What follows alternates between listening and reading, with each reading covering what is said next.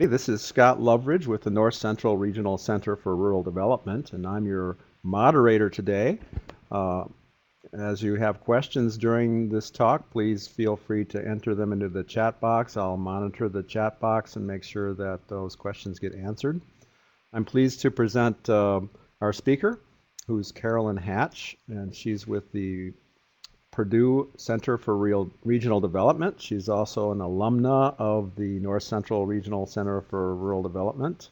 And she hails originally from Canada, and she's got a PhD in planning from University of Toronto. Welcome, Carolyn. Thanks very much, Scott. So I guess I'll get started. As many of you may know, this is the first webinar in a series of 3 presentations over the course of the next few weeks, which are talking about manufacturing skills gaps in rural America. And the goal today of my talk is really to provide an overview of some of the core workforce-related issues in rural places in the manufacturing industry, and as well to hone in on some state and local strategies and really interesting case studies of things happening on the ground to address these issues. And probably at the end of my discussion, I can um, provide a segue into some of the next couple of talks that are going to be happening. So let's see here.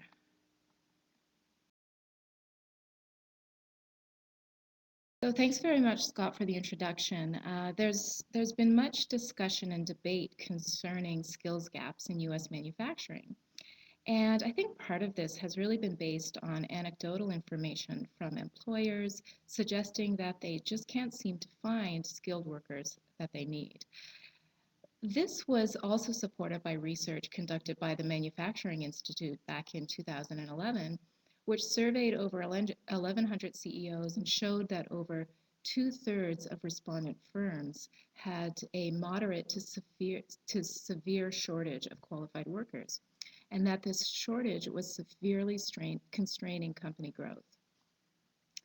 However, on the other side of the debate, economists have long argued that if wages aren't rising, then there's no skills gap by definition. And of course, as we know, wages are not rising. Rather, they have been in steady decline. More recently, the Boston Consulting Group has weighed in on this debate in 2013, and they created a report that analyzed job vacancy and wage data, and they found that the skills problem is it's not really a pervasive national problem, but rather it's highly localized, reflecting imbalances driven by location and job occupation.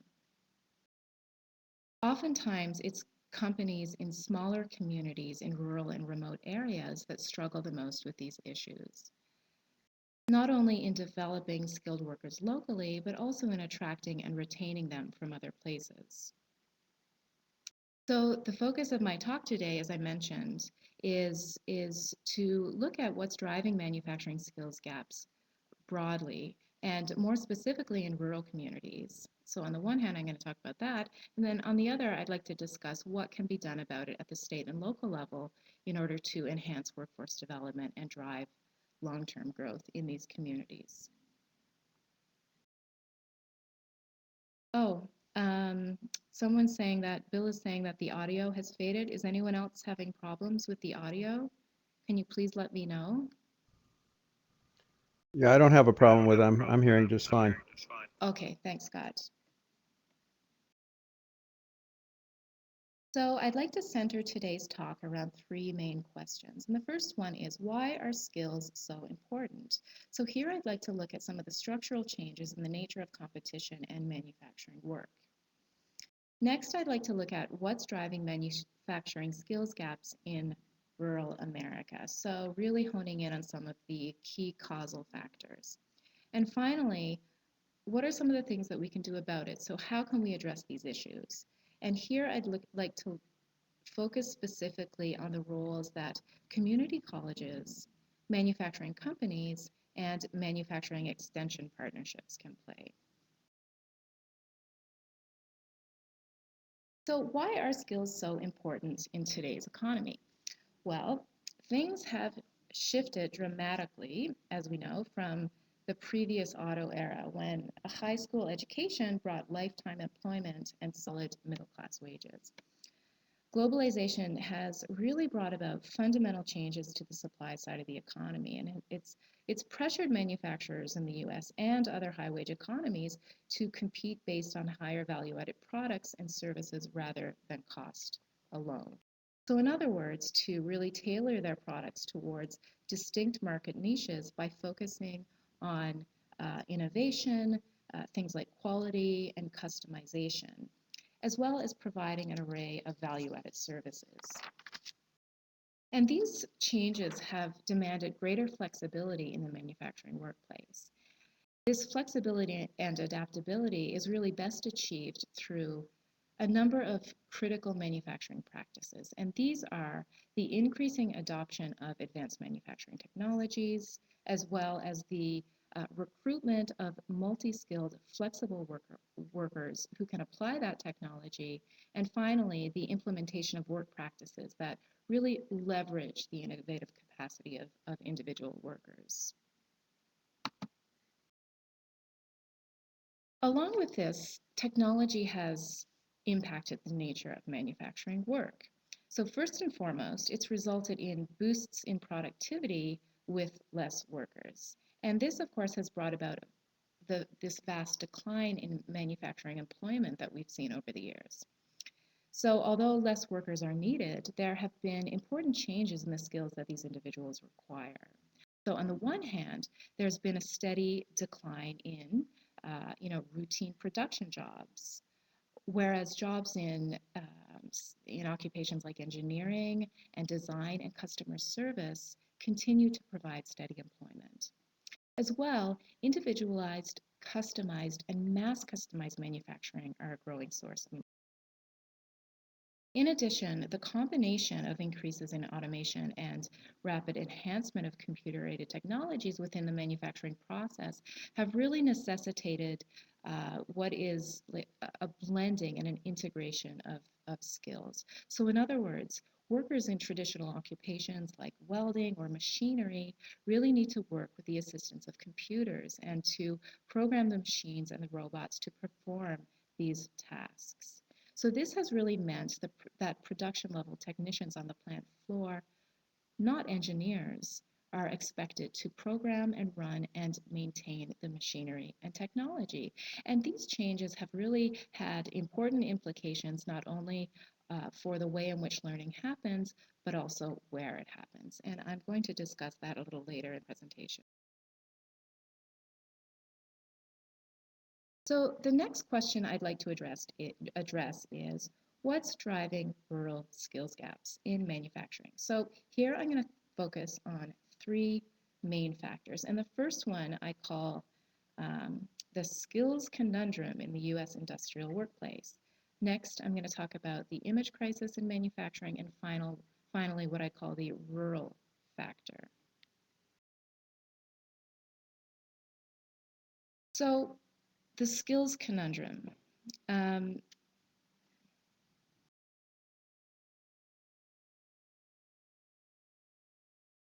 oh dear, I see that this is a different set of slides actually, but that's okay. I can work with this. My apologies. Um, Companies have been, I would say, pretty passive in recruiting and developing skilled workers at a time when the US education system has moved away from a focus on manufacturing skills. Despite the obvious links between training and firm performance, the importance of training in the US tends to be more undervalued than in other OECD and advanced economies. And Germany comes to mind, the manufacturing export powerhouse, I would say. And firms in the US maintain shorter term relations with their workers. This has to do with the nature of our institutions, and in particular, our shareholder capitalism here in the US, which promotes short term, hire fire strategies instead of long term labor force engagement and upskilling. In fact, in work that I'm doing with Extension colleagues in South Dakota, we've found that some employers have opted not to engage in on-the-job training since they say that it diminishes the output of their experienced welding and machinist staff when they must devote time to instructing new hires. So this is a dramatically different cultural understanding here in the U.S. of the importance of training and long-term development of manufacturing. So the second issue I'd like to address is the manufacturing image problem. And the effect of massive layoffs beginning in the steel industry in the 1970s, then the offshoring phenomenon of the 1990s, and the Great Recession, of course, most recently, these have all had an obvious impact on the image of manufacturing. People have been led to rationally conclude that it's not a stable nor safe career path and that jobs are ultimately at risk. And this stigma has led to decreases in college enrollment and a smaller pipeline of students entering the field. And finally, there's a reason why skills shortages are a bigger concern in smaller rural communities. Historically, companies in the more traditional and labor-intensive sectors, such as furniture and the garment industry, were the first to locate from urban to rural areas. On the one hand, rural areas offered lower labor costs. However, these very industries have been more susceptible to the effects of outsourcing over the years, and so as a result, they've seen these dramatic employment declines. As well, these industries may be less competitive than those in urban areas because they do not, by their very nature, obviously, do not benefit from the characteristics of cities that are said to drive innovation. And there's a large body of literature that looks at this, the benefits that firms derive from co-locating with their suppliers and customers within larger urban centers, the proximity to the design industry, for example, socio-cultural influences that are said to attract talent and also drive innovation, the presence of infrastructure in cities, and so on. As well, rural communities have smaller labor pools, very obviously. So this often means that a small number of firms may be competing for the same talent. And so this can cause fierce competition between companies. And this kind of competitive rivalry runs counter to many workforce strategies that depend on firm collaboration to address skills shortages. And this I'm going to refer to a little later on in the presentation. So in many cases, smaller communities and rural settings may also lack key services and amenities that are important to workers and their families. Things like a shortage of adequate housing, limited daycare services, as well as limited opportunities for spousal hires. However, it's not all bad. The good news is that there are many opportunities for companies and stakeholders to address skills shortages. And I'd like to focus at first on the role that community colleges can play. And then I'm going to discuss the role of companies and manufacturing extension partnerships.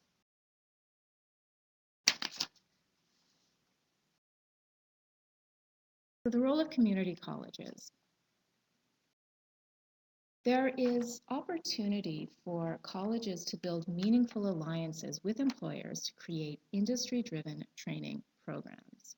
And these programs can be tailored to the specific workforce needs of very small firms in rural areas. For example, the Advanced Manufacturing Partnership in Ohio brings over 150 members together from education and training, as well as private sector firms, local chambers, labor, and not-for-profits. And the goal of this partnership is to develop and supply skilled workers for local employers. In another example, Mid-Michigan Community College in rural Michigan is working with Ferris State University, the regional school system, and area employers to enhance the local skills base for the plastics industry in this region. This is a really interesting case study. The college has formed long-standing relations with its area employers and communicates with them on a very frequent and regular basis in order to really stay tapped into changing technologies, skill requirements, industry needs, that kind of thing. In a final example, the Northeast Wisconsin Technical College has formed a successful partnership with major employers in the Lake Michigan Marine Cluster, and this has resulted in the development of a new training center and a new degree program to meet local workforce needs. So I think these are examples of really exciting things that are happening on the ground and at the local level to address skills problems in in communities both large but also small.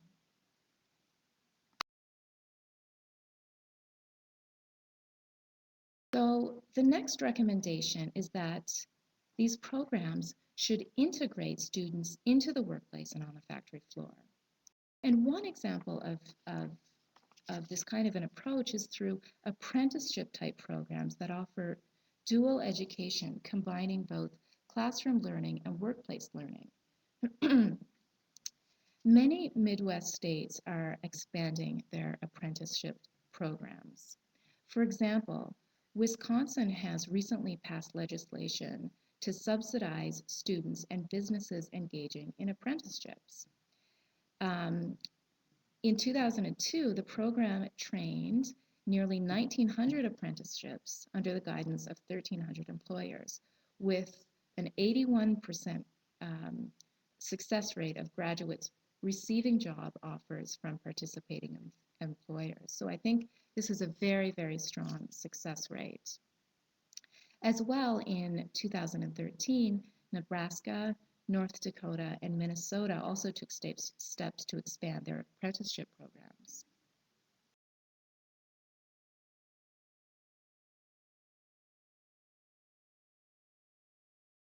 So next, community colleges have a role to play to keep the talent pipeline filled.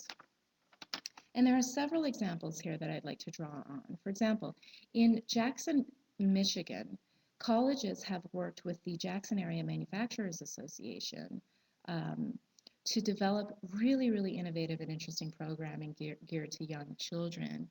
And this programming on the left of this slide is an advertisement for the I Can Make It camp, which promotes STEM and manufacturing learning and has been really, really successful in providing both exposure to the profession, to the field for young children, and also raising the profile of manufacturing careers.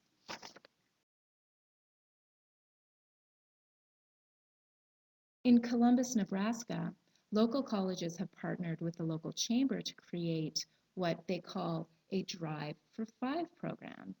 Really, really interesting and successful program, which has focused on recruiting workers throughout the industrialized regions to relocate in Columbus for opportunities in the manufacturing industry.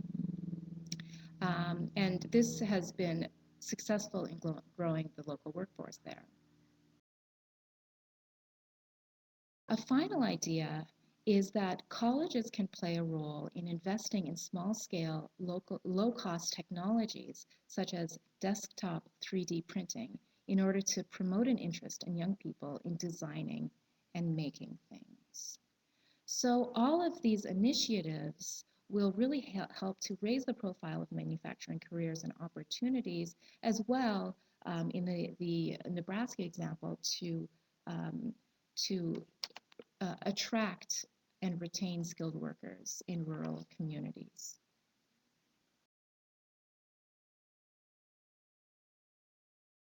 So what is the role of employers? Well, employers, manufacturing companies have a very important role to play in cultivating a new generation of skilled manufacturing workers in the And first and foremost, I think that they need to recognize that their workforce is their greatest competitive asset. And as a result, they need to expand their in-house training programs.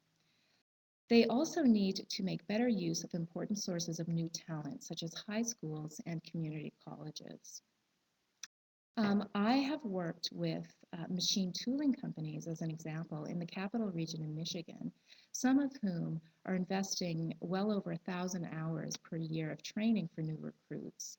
And this includes both OJT or on-the-job training, as well as more expensive investments in off-site training.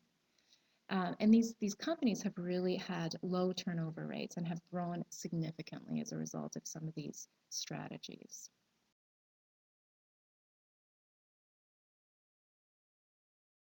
Finally, manufacturing extension partnerships can be an important intermediary in some of the processes that I've discussed so far.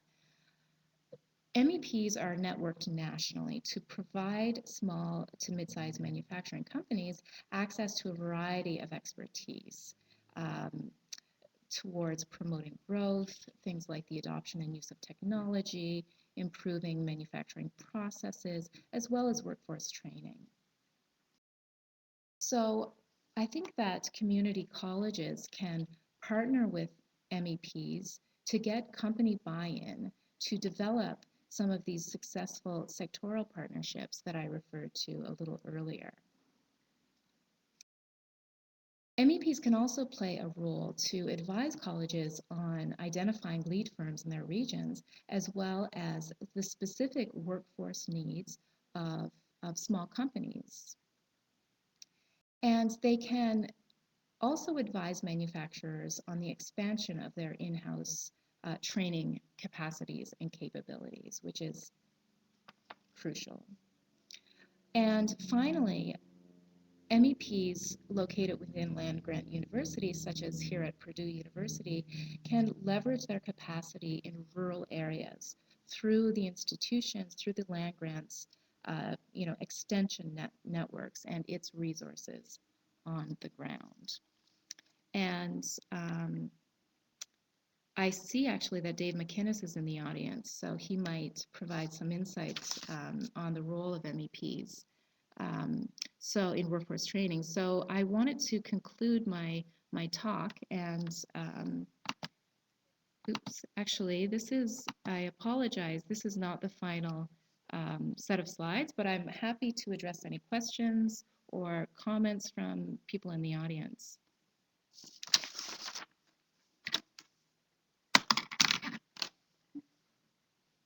Well, thanks very much, Carolyn. While people are putting their questions into the chat box, I'll ask a couple here. Sure. What about the attitudes of younger people who maybe haven't been conditioned to look at this as a valid career option? I'm just copying your question down. So in shaping what can be done in shaping the attitudes of younger people who don't see it as a viable career option? Correct. Well, I think some of the things that I spoke about earlier in really educating youth about opportunities in manufacturing, exposing them to firms that are in their very backyard that they may not have been aware of. Also, educating them about the way in which manufacturing work has changed and really has become very high tech and in some cases very design intensive work, high paced environments, certainly changed dramatically from previous eras. A role in outreach and public awareness that companies and community colleges and other community stakeholders can play in really shaping the attitudes of young people and using media and like social media, for example, to reach young people, I think is really important too. So There's a couple of questions in the chat. Sure.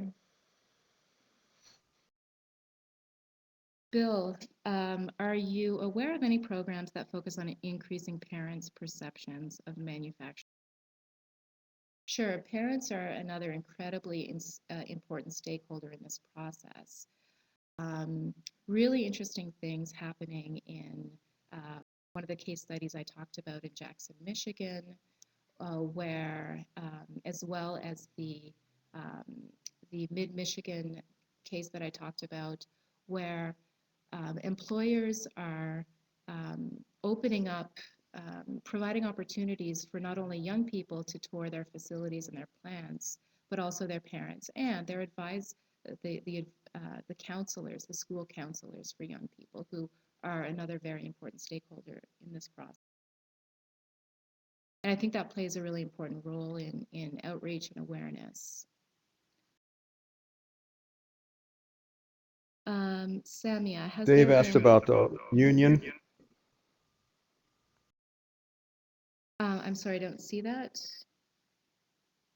Has there been case There's a studies of question from Dave students? Swenson about.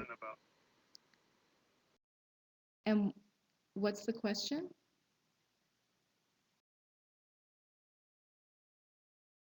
Well, basically, the role of the unions in recruiting and In training. recruiting well, I think unions have I think labor has a very important role to play in these processes, but most of the work that I've done has actually focused on sectors that are largely non-unionized. So I'm not sure if someone else can speak to this.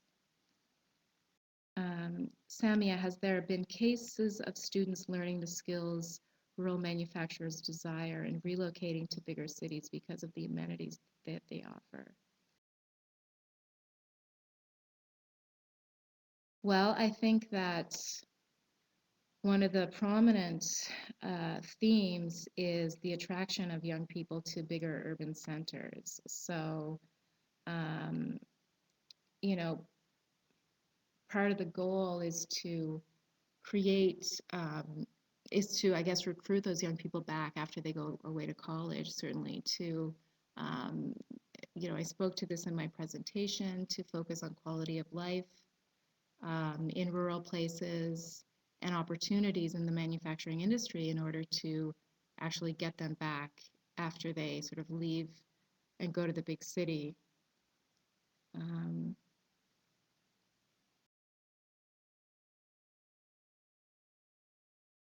Dave, what additional research on this topic is in progress? Well, let's see.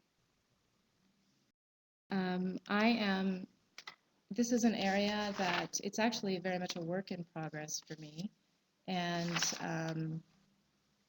an area that I hope to have the opportunity to focus a little bit more on.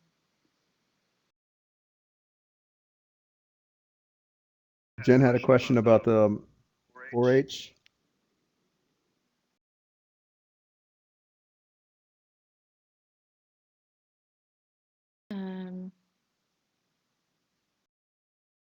Sorry, I don't see the question. Do the manufacturing extension partnerships ever utilize 4-H resources? That's a really good question, and I don't know the answer.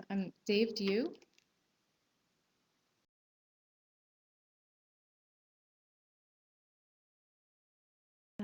I'm not sure, actually. It's a really good question.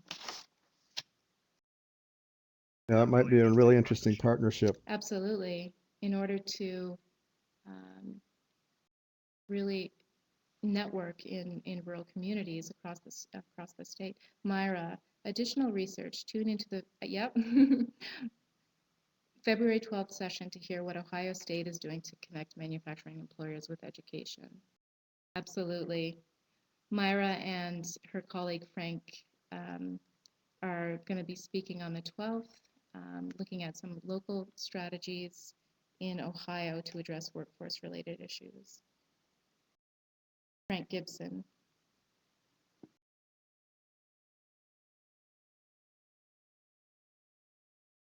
And if you haven't already filled out the evaluation form, that'd be great if you could do that. Yeah, and there are many curricula with National 4-H that involve technology. That's terrific. So perhaps some opportunities there in collaborations with MEP and 4-H.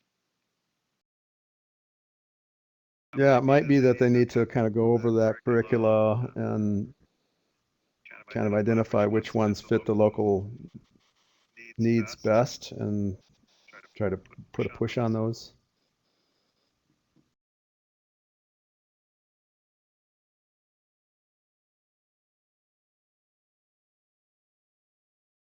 Any other questions or comments? Ideas? Well, thanks for a very good romp through all the things that are happening in this area now, and we look forward to the future webinars.